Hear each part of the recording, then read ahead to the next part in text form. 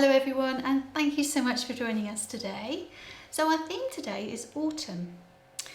Now we're going to create an autumnal door wreath. Now I'm going to start with the Acacia Balliana.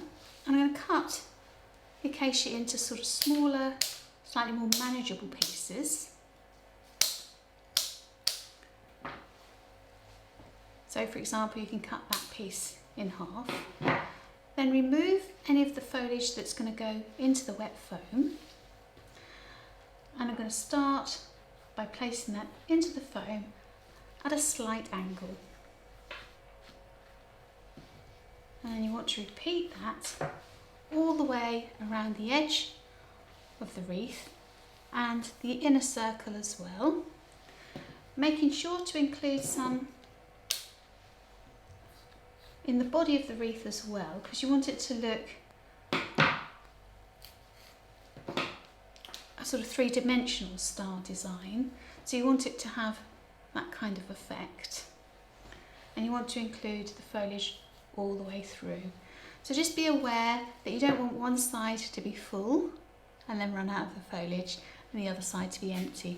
So just visually check how much foliage you're using and eke it out for the whole of the design. So as you can see, I've got a nice complete coverage all over the wreath, and now I'm going to add my hydrangeas. Now hydrangeas, although outwardly occasionally appear expensive, they're actually a really good value for money flower. If you kind of picture them almost as like a broccoli floret, where you snap off the little florets, you can do the same with the hydrangea. So if you can see, there's several little branches. So I'm just going to cut those into branches. And then you can actually get two large blooms out of the one stem. And the coverage that they create, when you think how many roses you would need to actually complete that coverage, does make them a good value for money product.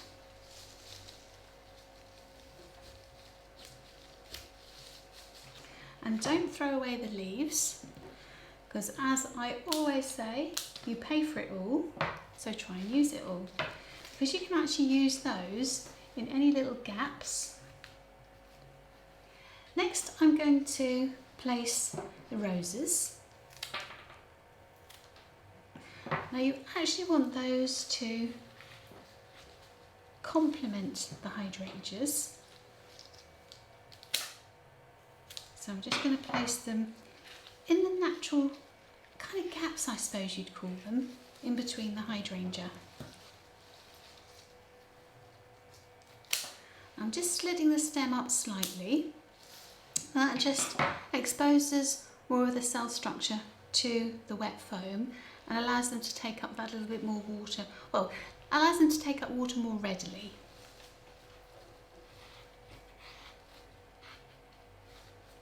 Next, I'm going to use the Alliums.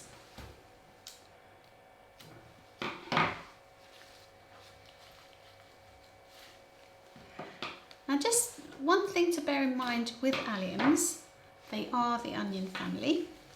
Now, this is not going to be an issue if this wreath is going to be hanging outside, but if it's something that you're going to use on an interior, once they start to develop and get a little bit older, they will emit a slight onion fragrance. It's not particularly unpleasant, but you will notice it. So just cutting the stems at a nice sharp angle. So I'm going to add the viburnum berries. Now these are quite dark and have quite a dominance to them.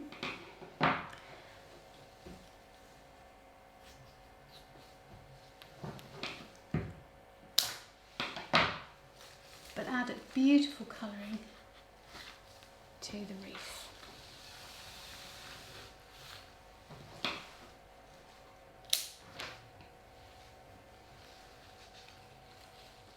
Next I'm going to add the clematis. Now because it's so delicate, I'm actually going to add it at a slightly higher position to the rest of the flowers.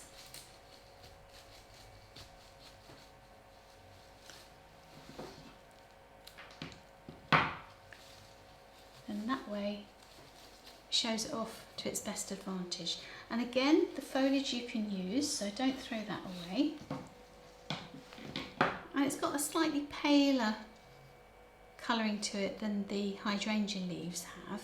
So again, adds another colour element. Plus it's got some little tiny buds. So it adds different texture and interest.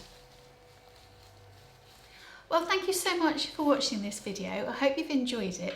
I have to say, this is probably one of my favourite colour schemes, and I've loved making this design up, and I hope you've enjoyed it as much as I have. As always, I have a couple of top tips for you. So top tip number 1, don't over soak your wet foam frame, simply because it becomes very heavy and a little bit fragile as well. And then top tip number 2, should any of the blossoms fade or the blooms fade, just remove them and replace them with something else, because once something starts to fade, it can actually affect the other flowers. And then top tip number 3, if you are hanging this on the door and you actually want to water it, remove it from the door, lay it on your patio and put water on it, just put a jug of water on it, let it soak, let it drip dry, and then replace it. So once again, thank you so much for watching. I look forward to seeing you all again very soon. Bye for now.